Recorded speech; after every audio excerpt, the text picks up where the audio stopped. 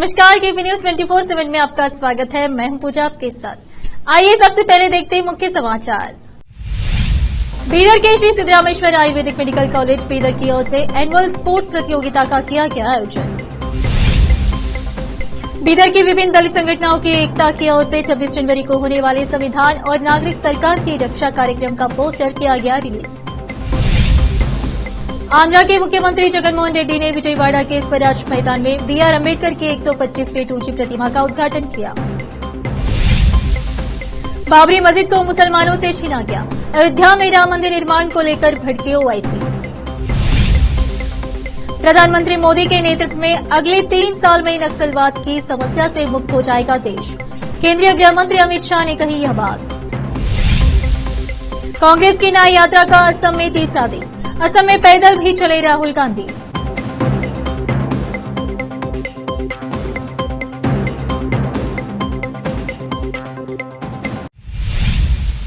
अब समाचार विस्तार से। आज शनिवार 22 जनवरी को बीदर के श्री सिद्धरामेश्वर आयुर्वेदिक मेडिकल कॉलेज बीदर की ओर से बीदर के वेटरनरी कॉलेज के समीप ग्राउंड में एनुअल स्पोर्ट्स प्रतियोगिता का आयोजन किया गया। बताते चले कि इस कॉलेज के चेयरमैन मुरलीधर एकलारकर कई वर्षों से शिक्षा के क्षेत्र में बेहतर कार्य करते आ रहे हैं। इस अवसर पर डॉक्टर रूपेश एकलार, जो इस कॉलेज के प्रिंसिपल हैं, इनके अलावा सीनेट मेंबर भी हैं, जिन्होंने केपी न्यूज से बात करते हुए इस एनुअल स्पोर्ट्स के संबंध में जानकारी दी। डॉक्टर रूपेश ने बताया कि मनुष्य के स्वास्थ्य के लिए बहुत जरूरी है छात्रों को शिक्षा के दबाव से बाहर निकालकर अपने जीवन को बेहतर बनाने के लिए स्पोर्ट्स बहुत जरूरी है। डॉक्टर रूपेश ने यह भी बताया कि उनके कॉलेज से स्पोर्ट्स में भाग लेने वाले छात्र स्टेट और नेशनल लेवल पर जाकर अपनी खेल प्रतिभा दिखा चुके हैं। छात्रों की खेल प्रतिभा को बढ़ाने के उद्देश्य से यह स्पोर्ट्स प्रतियोगिता का आयोजन किया जा रहा है। इनके अलावा डॉक्टर ममता एकलारकर ने भी केपी न्यूज से बात करते हुए इस एनुअल स्पोर्ट्स के बारे में बताया। इस अवसर पर छात्रों ने भी बात की और इस स्पोर्ट्स के संबंध में बताया और कॉलेज प्रशासन की खूब प्रशंसा की। केपी न्यूज के संवाददाता असलम खान और कैमरामैन पप्पू राज का कवरेज।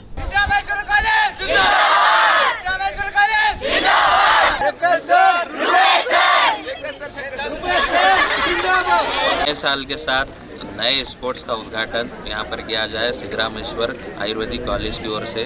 तो यहाँ पर हमारे साथ जुड़े हैं डॉक्टर रूपेश सर, जो इस कॉलेज के प्रिंसिपल है, और ममता मैडम भी जो है हमारे साथ जुड़ चुकी हैं।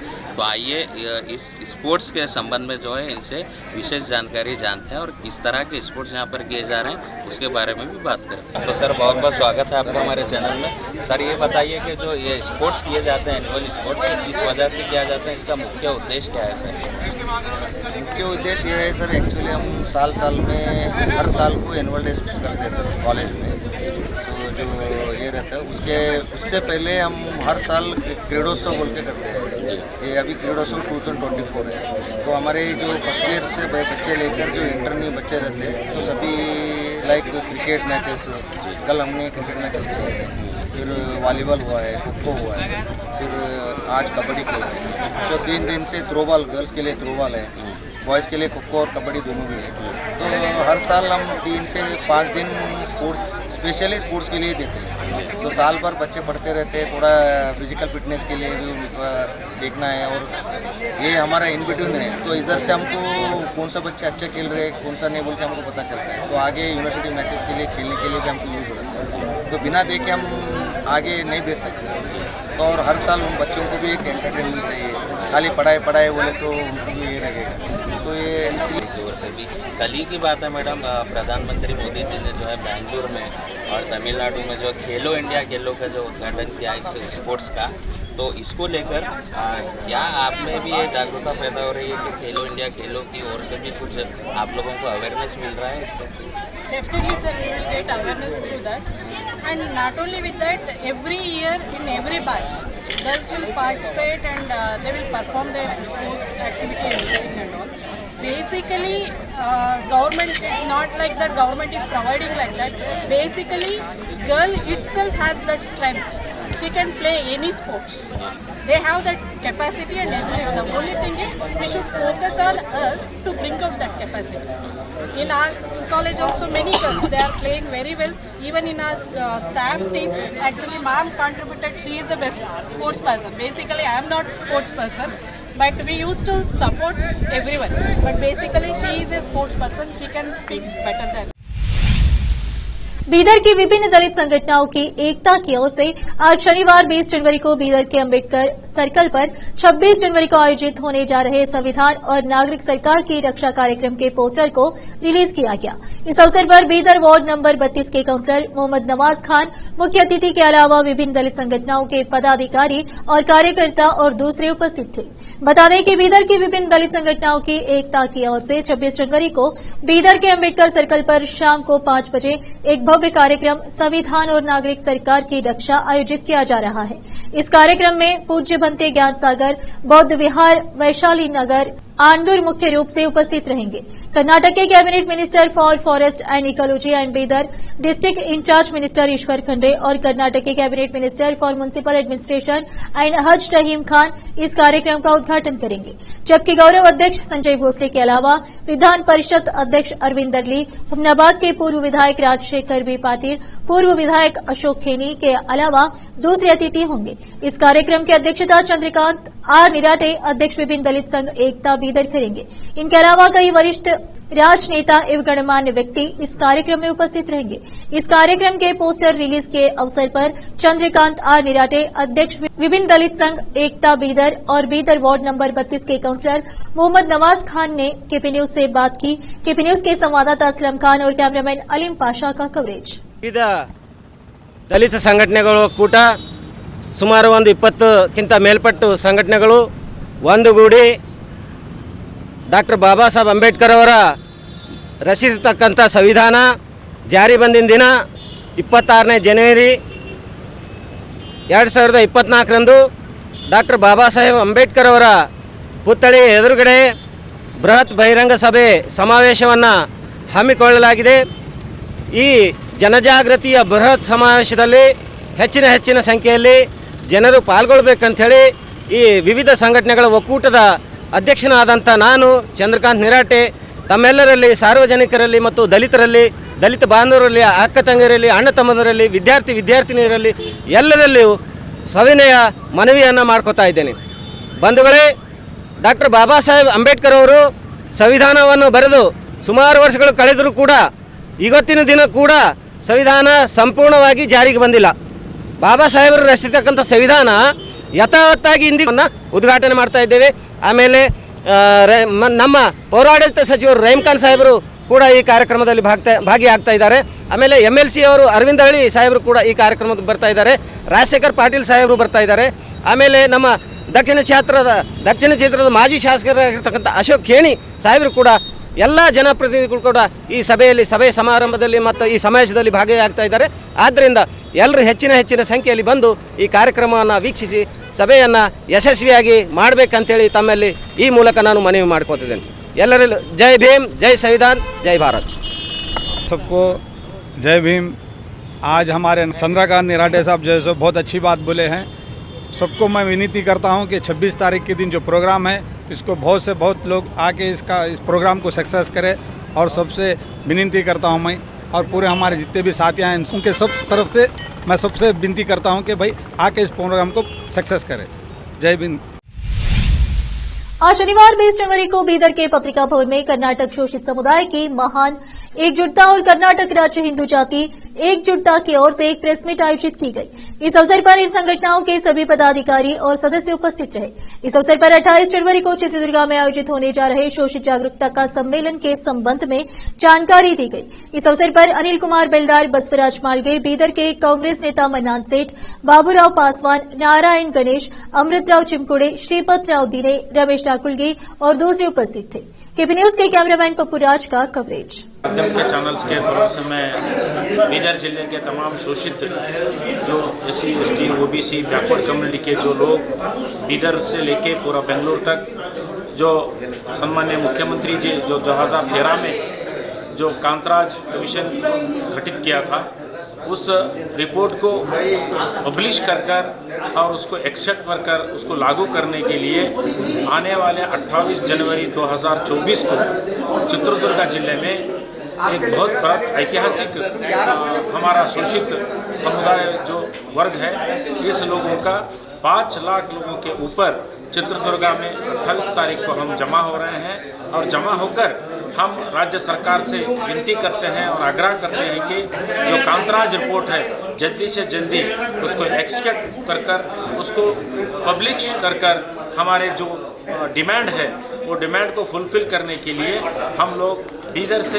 तकरीबन 5000 के ऊपर से लोग हम उस चित्रदुर्गा के रैली में समावेश में हम जा रहे हैं बोलकर मैं आपके माध्यम से तमाम हमारे SC ST OBC backward community के जितने भी जो कांतराज रिपोर्ट के माध्यम से जो भी बेनिफिट होगा आने वाले दिनों में उन सभी को मैं आग्रह करता हूँ और विनती करता हूँ कि 28 तारीख को ज़्यादा से ज़्यादा संख्या में चित्रदुर्गा में जमा होकर इस ऐतिहासिक रैली को कामयाब बनाएं। धन्यवाद। अनिल कुमार बेलदार, state general secretary save constitution committee Karnataka. आज शनिवार 20 जनवरी को बीदर के पत्रिका भवन में ऑल इंडिया बंजारा सेवा समाज और गौर सेना बीदर की ओर से कर्नाटक की सरकार से अपनी मांगों को लेकर एक प्रेस मीट की और अपनी जातियों को विभिन्न सुविधाएं न देने पर सरकार की निंदा की और सरकार से मांग की कि 101 कास्ट में से सिर्फ 4 समुदायों को ही सुविधाएं दी जा रही है, जबकि सभी 101 समुदायों का हक है। इस अवसर पर ऑल इंडिया बंजारा सेवा संघ कर्नाटक के राज्य सचिव बसवराज पवार, रमेश यादव, नगर अध्यक्ष गौर सेना बीदर प्रेम सिंह पवार, उपाध्यक्ष ऑल इंडिया बंजारा सेवा समाज बीदर और नीलकंठ राठौड़, उपाध्यक्ष गौर सेना बीदर के अलावा दूसरों ने संबोधित किया। केपी न्यूज के कैमरामैन पप्पू राज का कवरेज।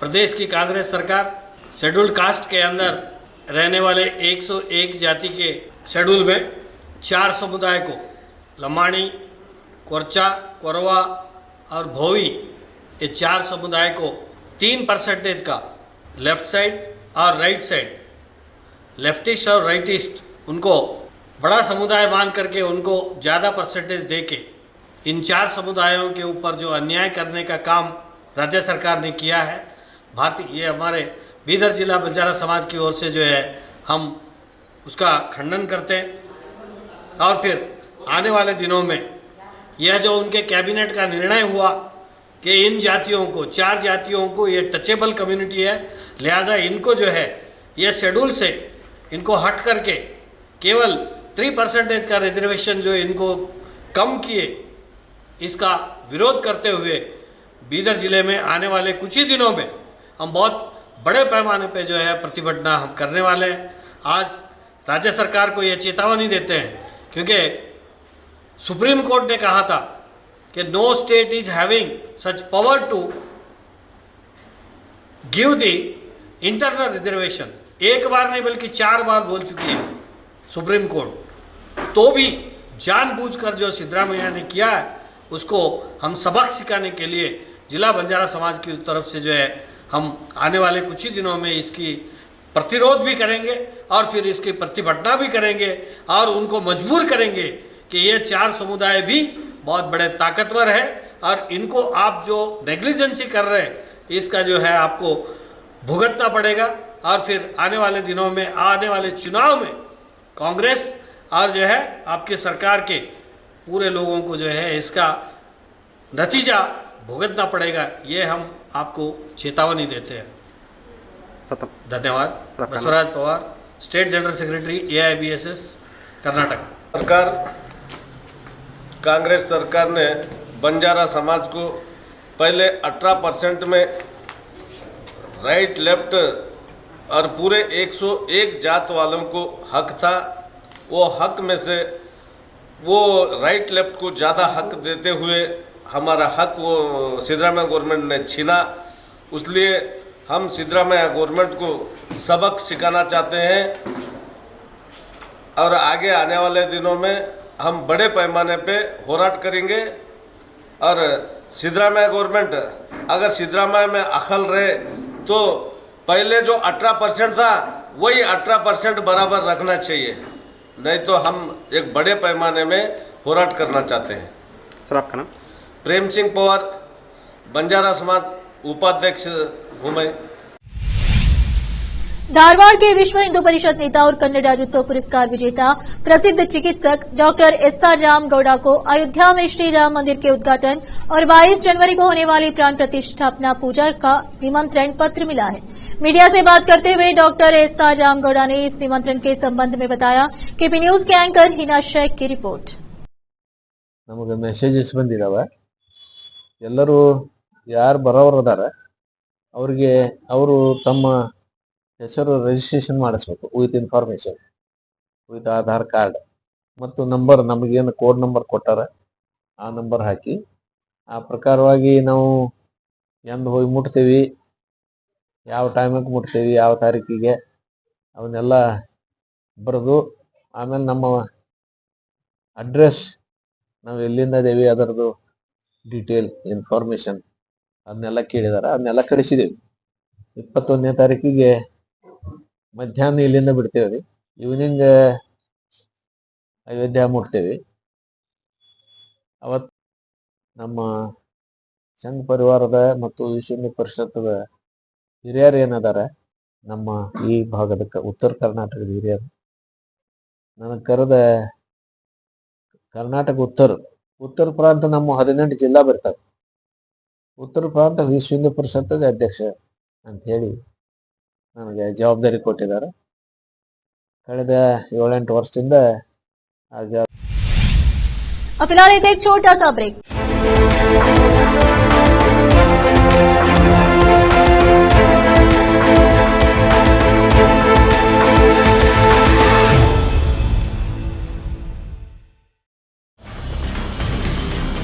हिंदुस्तान के हर कोने में हम हैं मौजूद। 24 घंटे हालात पर गहरी नजर, खबरों से जुड़े चुपते सवालात और आपको दिखाता है धार्मिक, सामाजिक, राजनीतिक, लोकल और इंटरनेशनल न्यूज की सबसे बेहतर कवरेज जो आपको रखती है हर पल बाखबर। देश और दुनिया भर की खबर के लिए देखते रहें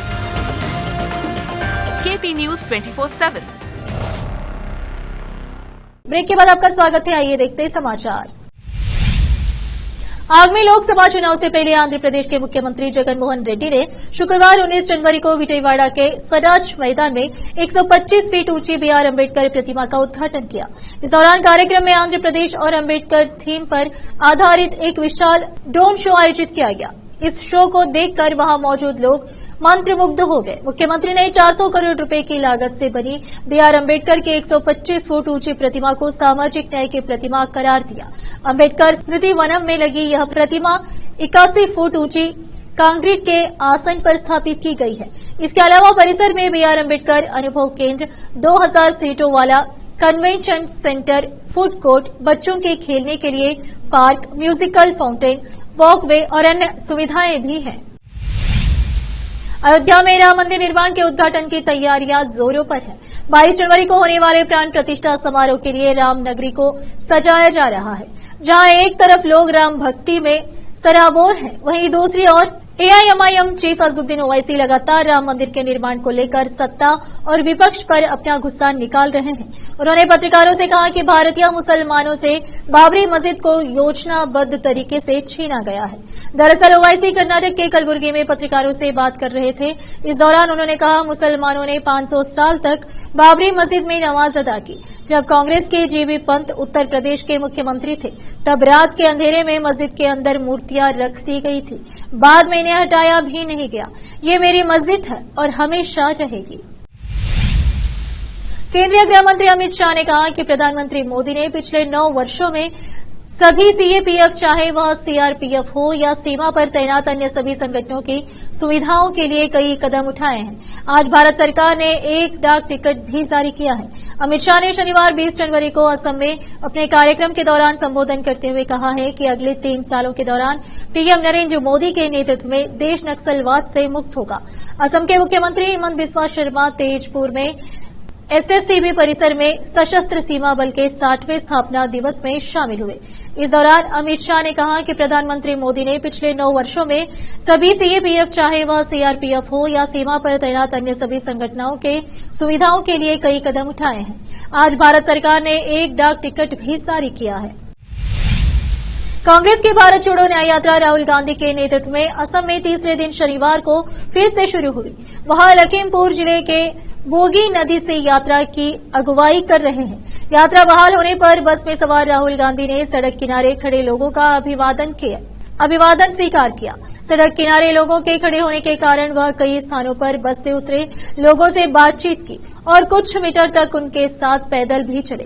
कांग्रेस पार्टी द्वारा साझा किए गए कार्यक्रम के अनुसार यात्रा पहले गोविंदपुर में रुकेगी, जहां वरिष्ठ नेता जयराम रमेश, जितेंद्र सिंह, भूपेन बोरा और देवव्रत सैकिया एक संवाददाता सम्मेलन को संबोधित करेंगे। यह यात्रा दोपहर को हरमती से फिर शुरू होगी और गुमटो से होते हुए अरुणाचल प्रदेश में प्रवेश करेगी, जहां ध्वज हस्तांतरण समारोह का आयोजन किया जाएगा। अब फिलहाल लेते एक छोटा सा ब्रेक।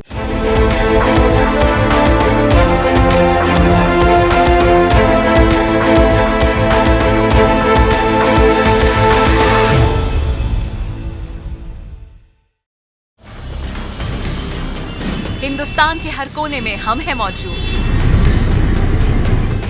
24 घंटे हालात पर गहरी नजर, खबरों से जुड़े चुपते सवालात और आपको दिखाता है धार्मिक, सामाजिक, राजनीतिक, लोकल और इंटरनेशनल न्यूज की सबसे बेहतर कवरेज, जो आपको रखती है हर पल बाखबर। देश और दुनिया भर की खबर के लिए देखते रहें केपी न्यूज 24/7। ब्रेक के बाद आपका स्वागत है। आइए देखते हैं समाचार। झारखंड में कथित भूमि घोटाले से जुड़े धन शोधन मामले में प्रवर्तन निर्देशालय ईडी की टीम मुख्यमंत्री हेमंत सोरेन से पूछताछ करने रांची उनके आवास पर पहुंची है। रांची के वरिष्ठ पुलिस अधीक्षक चंदन कुमार सिन्हा ने बताया कि 1000 से अधिक सुरक्षाकर्मी तैनात किए गए हैं। 3 स्तरीय सुरक्षा व्यवस्था की गई है। रांची प्रशासन ने किसी भी अप्रिय घटना से बचने के लिए जांच एजेंसी के कार्यालय और मुख्यमंत्री आवास के आसपास 3 स्तरीय सुरक्षा व्यवस्था सुनिश्चित की है। अधिकारी ने बताया कि पूछताछ खत्म होने तक मुख्यमंत्री आवास के पास यातायात की आवाजाही पर पाबंदियां रहेंगी। प्रवर्तन निर्देशालय ने 13 जनवरी को एक पत्र भेजकर मुख्यमंत्री से 16 जनवरी से 20 जनवरी के बीच मामले में पूछताछ के लिए उपलब्ध रहने को कहा था। जवाब में सोरेन ने ईडी से कहा कि वह 20 जनवरी को उनके आवास पर उनका बयान दर्ज कर सकती है। पाकिस्तानी क्रिकेट खिलाड़ी शोएब मलिक ने एक्ट्रेस सना जावेद से निकाह कर लिया है। दरअसल लंबे समय से भारतीय टेनिस स्टार सानिया मिर्जा से उनके तलाक की अटकलें लग रही थी। इस बीच शोएब मलिक ने शनिवार 20 जनवरी को इंस्टाग्राम पर अपने विवाह समारोह की तस्वीरें शेयर की है। इससे पहले सानिया मिर्जा ने बुधवार को ही एक पोस्ट शेयर की थी, जिससे उनके और शोएब मलिक के तलाक की अफवाहें तेज हो गई। इसमें उन्होंने लिखा, शादी मुश्किल है, तलाक मुश्किल है, अपना मुश्किल चुने। आखिर में फिर एक बार देखते हैं मुख्य समाचार। बीदर के श्री सिद्धरामेश्वर आयुर्वेदिक मेडिकल कॉलेज बीदर की ओर से एनुअल स्पोर्ट्स प्रतियोगिता का किया गया आयोजन। बीदर की विभिन्न दलित संगठनों की एकता की ओर से 26 जनवरी को होने वाले संविधान और नागरिक सरकार की रक्षा कार्यक्रम का पोस्टर किया गया रिलीज।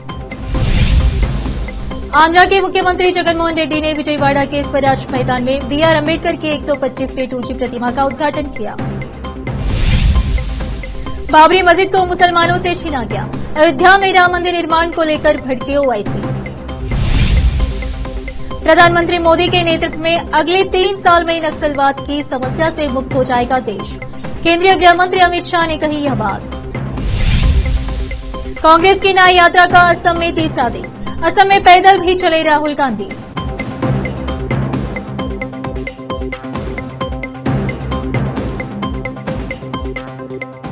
केपी न्यूज में इतना ही। देश प्रदेश के समाचारों के लिए देखते रहिए केपी न्यूज 24/7। धन्यवाद।